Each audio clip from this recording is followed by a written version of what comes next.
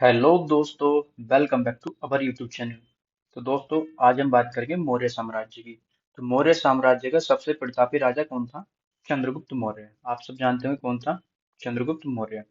चंद्रगुप्त मौर्य क्यों था, उसने क्या किया था, इसकी बात करते हैं। चंद्रगुप्त मौर्य ने ही मौर्य साम्राज्य की स्थापना की थी। तो मौर्य साम्राज्य के संस्थापक कौन थे? मौर्य साम्राज्य के संस्थापक थे चंद्रगुप्त मौर्य। चंद्रगुप्त मौर्य का जन्म 345 ईसा पूर्व हुआ था। ये क्वेश्चन मतलब इतना ज्यादा इंपॉर्टेंट तो नहीं है, लेकिन या रख सकते हैं। आ जाए तो नॉर्मल है। 3 4 5। चंद्रगुप्त मौर्य। 3 4 5 मीन्स क्या हो गया? Maurya favourite number. Maurya means Maurya.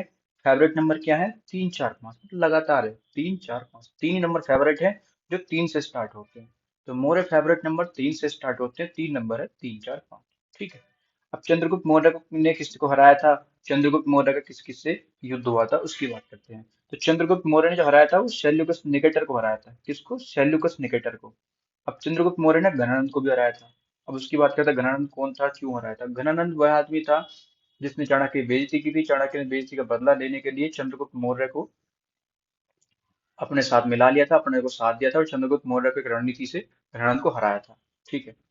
अब चंद्रगुप्त मौर्य को सेंट्रोपोटस किसने कहा, ये क्वेश्चन सबसे ज्यादा आता है। सेंट्रोपोटस चंद्रगुप्त मौर्य को किसने कहा? ये कहा जस्टिन ने। किसने?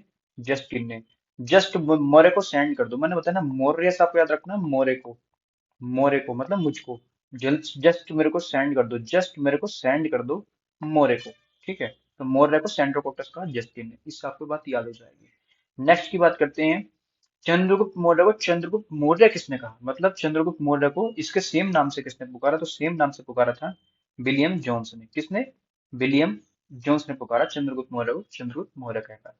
मतलब चंद्रगुप्त मौर्य को अन्य नाम दिया था सेंट्रोपोटस, जो जस्टिन ने दिया था। और चंद्रगुप्त मौर्य को चंद्रगुप्त मौर्य विलियम्स ने कहा, विलियम्स जोन्स ने। बिलियां बिलियां आपका सेम टू सेम। ठीक। चंद्रगुप्त मौर्य के लिए ब्रसल शब्द का प्रयोग कहाँ देखने को मिलता है? तो चंद्रगुप्त मौर्य के लिए ब्रसल शब्द का जो यूज कहा हुआ था वो हुआ था मुद्रा राक्षस में। मुद्रा राक्षस एक बुक है जो पिशाच दत्त के द्वारा लिखी गई पुस्तक है। क्या है? मुद्रा राक्षस। तो मुद्रा राक्षस में चंद्रगुप्त मौर्य को ब्रसल के नाम से जाना जाता है। ब्रसल शब्द यूज किया गया। ठीक। घनानंद को हराने में चाणक्य ने हेल्प ली। तो घनानंद को हराने में चाणक्य ने किसकी हेल्प ली? चंद्रगुप्त मौर्य की। मैंने कहा था ना, घनानंद से अपनी बेइज्जती का बदला लेने के लिए चाणक्य ने चंद्रगुप्त मौर्य की हेल्प ली, घनानंद को हरा दिया।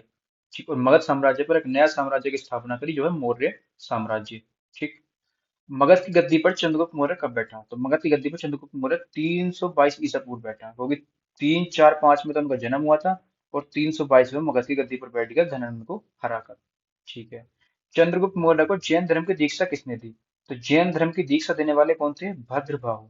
कौन थे? भद्रबाहु। अब इनसे पहले जो राजा हुए थे वो सब कहते हैं बौद्ध धर्म के। यहाँ आ गया जैन धर्म। ठीक है। इसलिए इंपॉर्टेंट बात है कि जहां भी कोई धर्म चेंज होता है या किसी बौद्ध धर्म के बीच में जैन धर्म का जिक्र होगा तो मुझे पूछने वाली होगी। तो जैन धर्म के अनुयायी थे कौन?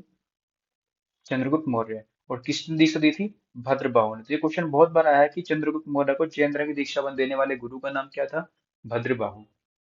चंद्रगुप्त मौर्य, मतलब मौर्य वंश का जो अंतिम समय जो चला था, चंद्रगुप्त मौर्य ने अपने अंतिम समय कहाँ बिताया था? तो श्रवण बेलगोला में बिताया था। क्योंकि श्रवण बेलगोला में इसलिए बताया था, उन्होंने बिना कुछ खाए पिए एक पहाड़ी पर जाकर जीवन व्यतीत करने लगे थे।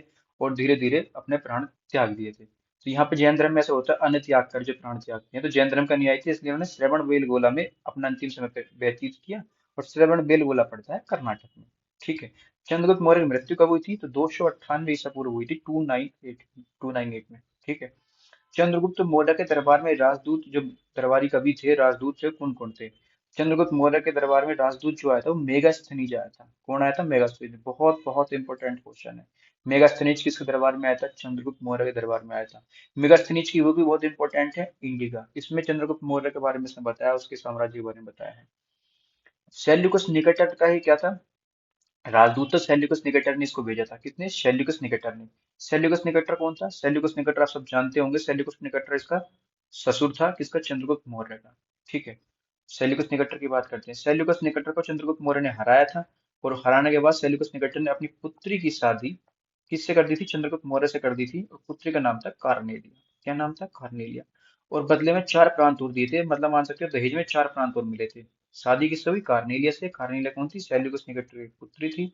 और 4 प्रांत शादी में मिले, दहेज में मिले। जिसको हम याद कर सकते हैं M के H से।